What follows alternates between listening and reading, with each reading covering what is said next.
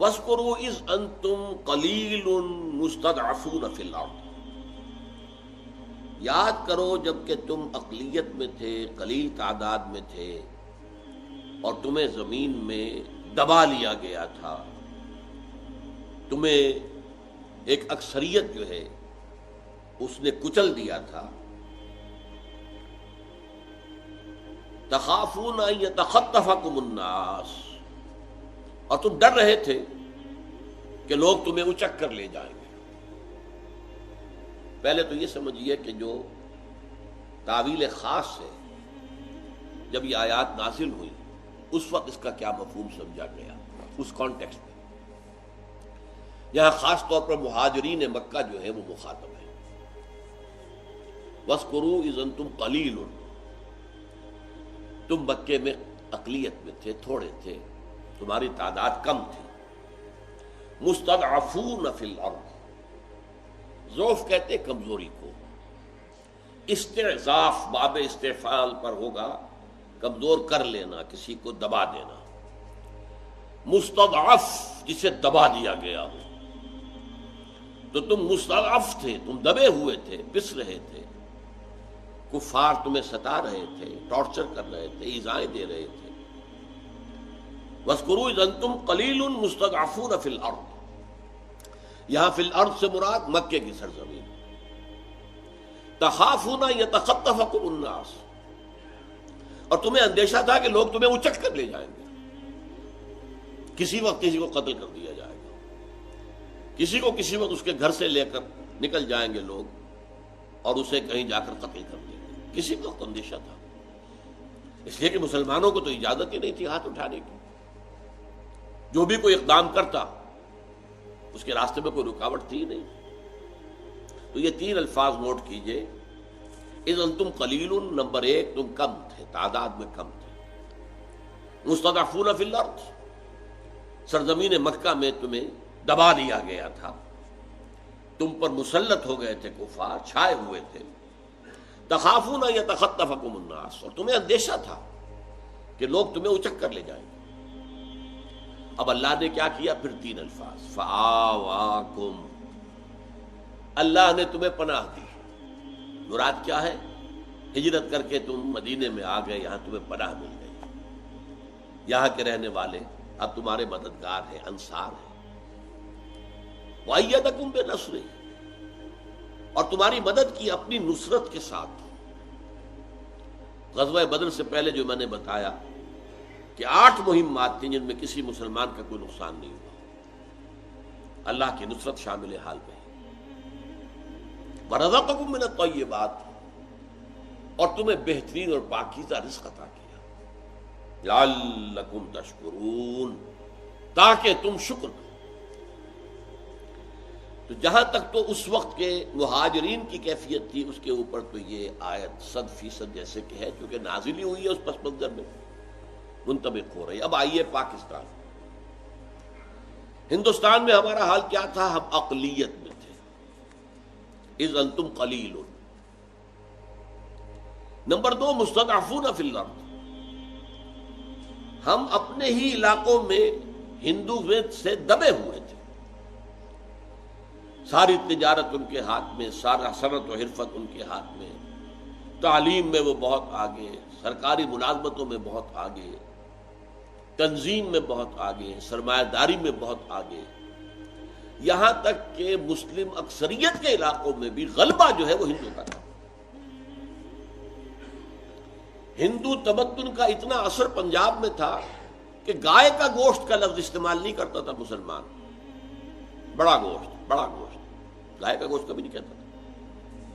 ہندو کا خوف، ہندو انوائے نہ ہو جائے، اور یہاں مسلمان بہت کم کھاتے تھے گائے کا گوشت، جبکہ یو پی میں اصل کھانے کا گوشت گائے کا تھا۔ بکرے کی دکان کے اوپر تو اگر کوئی کھڑا ہوا نظر آتا تھا تو اس سے پوچھتے تھے خیریت ہے؟ یہ تو مریضوں کے کھانے کا گوشت ہے، نرم ہے، آسانی سے ہضم ہونے والا، یہ بیمار لوگ کھاتے ہیں۔ جیسے آپ کو یاد ہوگا کوئی اگر سوڈا واٹر کی بوتل لے کے گھر جا رہا تب بھی پوچھتے تھے خیریت ہے، اس لیے کہ یہ سوڈا واٹر وغیرہ جو ہے بیچارے مریضوں کو پلایا جاتا تھا، عام حالات میں تو پینے کی شے نہیں تھی۔ پنجاب میں اگر کوٹا سسٹم نہ ہوتا تو کوئی مسلمان اعلیٰ تعلیم یافتہ ہو ہی نہیں سکتا تھا۔ انجینئرنگ کالج میں، میڈیکل کالج میں داخلہ مسلمان کا امپاسبل ہوتا، اس لیے کہ مسلمان تعلیم میں پیچھے تھے، وہ میرٹ کے اوپر آ ہی نہیں سکتے تھے۔ وہ تو کوٹا سسٹم ہے جس نے بچایا کہ ان کو چونکہ ان کی ایک فکس کر دی گئی تعداد سیٹوں کی، تو لوگ جو ہے میڈیکل کالج اور انجینئرنگ کالج میں پہنچے۔ تو مستضعف سندھ کا حال کیا تھا؟ ہندو بڑی چھوٹی مائنورٹی، لیکن پوری معیشت جو ہے صوبہ سندھ کی وہ ہندو کے ہاتھ میں تھی۔ یہاں تک کہ جی ایم سید جو بعد میں جو ہے اینٹی پاکستان بھی ہوا، اس وقت وہ مسلم لیگ کا بڑا ایک مخلص رہنما تھا، اور اس نے درخواست کی تھی کہ یو پی سی پی کے مسلمان یہاں آئیں، وہ تجارت جو ہے ان کو گر آتے ہیں، وہ وہاں انہوں نے سیکھے ہوئے ہیں تجارت کے گر، وہ آئیں اور ہمیں ان ہندو بنیے ہیں ان کی غلامی سے نجات دلائیں۔ یہ اس کی اپیل تھی 1943 میں کہ یہاں آئیں، ہجرت کر کے آئیں، اور واقعتاً جب ہجرت کر کے لوگ آئے تو انہوں نے کھلے ہاتھوں استقبال کیا ہے۔ تو بعد میں وہ ایک لمبی بحث ہے، میری کتاب ہے استحکام پاکستان اور مسئلہ سندھ، جس میں میں نے گفتگو کی ہے ان معاملات پر، حالات کیوں بگڑے، پھر دشمنی کیوں ہو گئی، وہ تو ہمارا اپنا غلط طرز عمل تھا۔ تو ہم اپنے ہی علاقوں کے اندر بھی، اکثریت کے علاقوں میں بھی، بنگال کی تقسیم کیوں کرائی تھی مسلمانوں نے؟ کہ ہندو غالب تھا، بری طریقے سے غالب تھا، زمیندار ہندو تھا، کاشتکار مسلمان تھے، تقسیم کروائی، لیکن ہندوؤں نے وہ تقسیم پھر واپس کروائی، پھر وہ پاکستان بننے کے اوپر دوبارہ تقسیم ہوا، اور پھر ایسٹ پاکستان کے مسلمان کو کوئی سانس لینے کا موقع ملا۔ تو جان لیجئے کہ بالکل یہ الفاظ ہماری اس کیفیت پر منطبق ہوتے ہیں جس کیفیت میں کہ ہم نے پاکستان کا مطالبہ کیا۔ وَاذْكُرُوا إِذْ أَنْتُمْ قَلِيلٌ مُسْتَضْعَفُونَ فِي الْأَرْضِ تَخَافُونَ يَتَخَطَّفَكُمُ النَّاسُ، تم ڈر رہے تھے کہ لوگ تمہیں اچک کر لے جائیں گے۔ بعین ہی یہ پوزیشن تھی کہ اندیشہ یہ ہو رہا تھا کہ اگر پاکستان، ہندوستان ون پیس آزاد ہو گیا، متحد ہندوستان، تو پھر تو ہندو بری طریقے سے ہمیں اچک لے گا، ہمیں ایکسپلائٹ کرے گا، ہمیں دبائے گا، ہماری ثقافت ختم کر دے گا، ہماری زبان ختم کر دے گا، ہمارا مذہب ختم کرے گا، اس لیے کہ شدھی کی تحریک شروع ہو چکی تھی بڑے پیمانے کے اوپر۔ یہ میوات کے علاقے میں ہندو مسلمان ہو رہے تھے۔ یہ خطرہ تھا در حقیقت کہ اگر اکھنڈ بھارت کی حیثیت سے ہندوستان آزاد ہوتا ہے تو ہندو اکثریت، ہندوؤں کے وسائل و ذرائع، ہندوؤں کے پاس جو دولت تھی، جو وہ صنعت و حرفت اور تجارت پر جس طرح وہ قابض تھے، وہ تو پھر ہمارا جینا محال کر دیں گے۔ تخافون، یہ خوف تھا تمہیں، ان یتخطفکم الناس، کہ لوگ تمہیں اچک لے جائیں گے۔ اس پوزیشن میں تحریک پاکستان چلی ہے۔ یہی تین خطرے جو مسلمانان مکہ کو محسوس ہو رہے تھے، جو اس وقت کی کیفیات تھی، بعین ہی مسلمانان ہند کی یہ کیفیت تھی کہ جس کیفیت میں پھر علاج کے طور پر، ایک تجویز اور تدبیر کے طور پر پھر پاکستان کے قیام کا مطالبہ کیا۔ اللہ نے، اب دیکھیے تین الفاظ، اللہ نے تمہیں پناہ دی۔ پاکستان میں ہمیں پناہ ملی کہ نہیں ملی؟ بہار کے لوگ مشرقی پاکستان میں پناہ گزین ہوئے یا نہیں ہوئے؟ یہاں کے عام پنجابی جو ہے، خاص طور پر جانگلی، پناہ گیر، پناہی، پناہی، پناہ گیر، یہ پناہی تھی جو ہم نے لی تھی آ کر۔ فآواکم، اللہ نے تمہیں پناہ دی۔ وَأَيَّدَكُم بِنَصْرِهِ، اور تمہاری مدد کی اپنی نصرت کے ساتھ۔ اس کا پس منظر کاش کہ آپ کو معلوم ہو۔ ماؤنٹ بیٹن اور کانگریس سازش یہ تھی کہ چند مہینوں کے اندر اندر پاکستان بیٹھ جائے، توقع تھی انہیں۔ پاکستان وائبل ہے ہی نہیں، چل ہی نہیں سکتا۔ ہمارے حصے کے جو پیسے تھے، جو فنڈز تھے، روک لیے گئے۔ پاکستان میں قائد اعظم کے پاس سرکاری ملازم جو مرکزی حکومت کے تھے، ان کے پاس دینے کے لیے تنخواہ کا ایک پیسہ نہیں تھا۔ وہ تو پھر آدم جی، بڑا آدم جی جو تھا، he came to the rescue, اس نے آ کر چیک بک سامنے رکھ دی قائد اعظم کی، جتنی رقم آپ چاہیں لکھ لیں،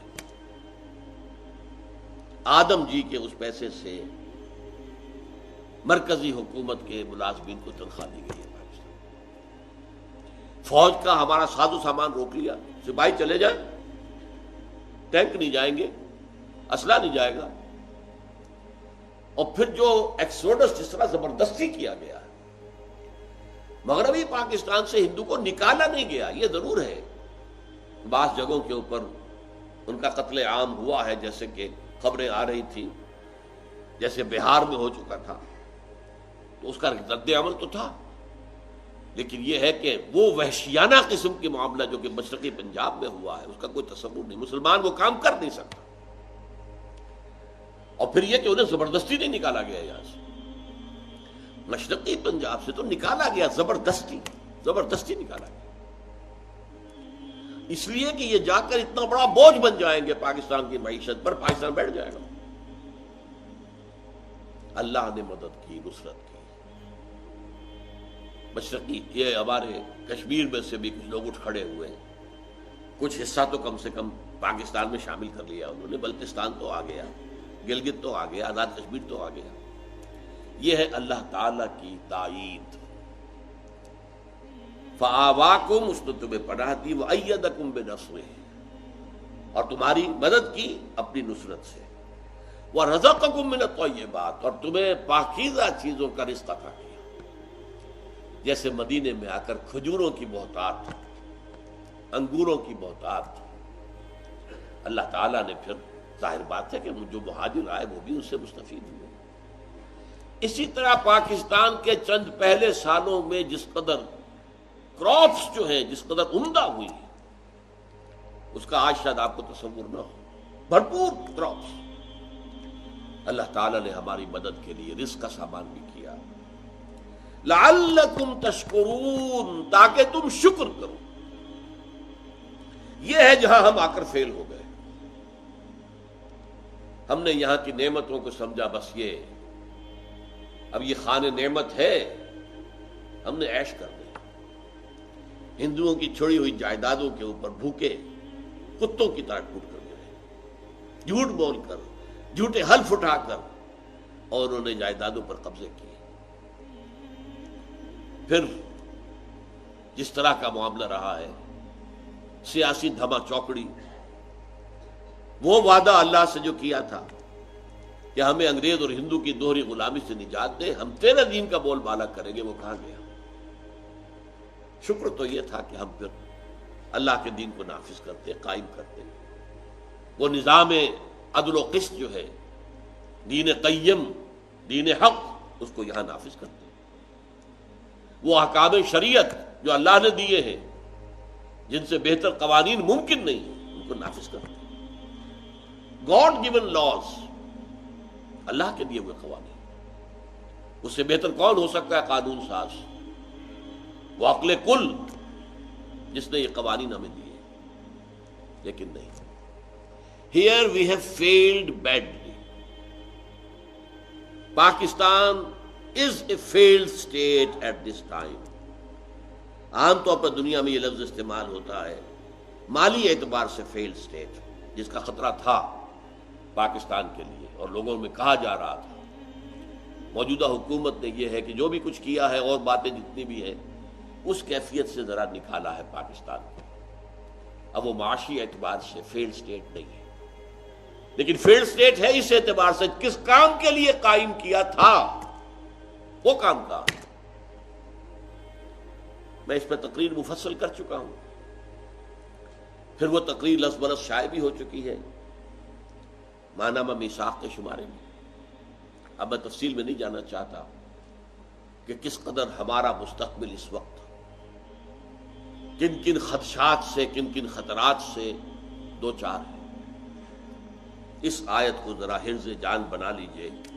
وَاذْكُرُوا إِذْ أَنْتُمْ قَلِيلٌ مُسْتَضْعَفُونَ فِي الْأَرْضِ تَخَافُونَ أَنْ يَتَخَطَّفَكُمُ النَّاسُ فَآوَاكُمْ وَأَيَّدَكُمْ بِنَصْرِهِ وَرَزَقَكُمْ مِنَ الطَّيِّبَاتِ لَعَلَّكُمْ تَشْكُرُونَ۔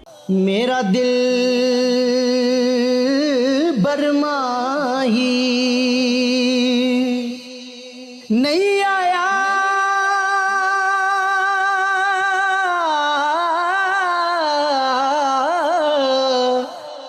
میرا دل برماہی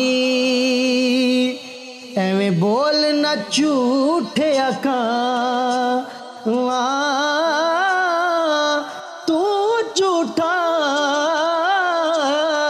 تیرے اوے بول وچ جھوٹے تینو تاڑی مار اڑا تو جھوٹا تیرے بول وچ جھوٹے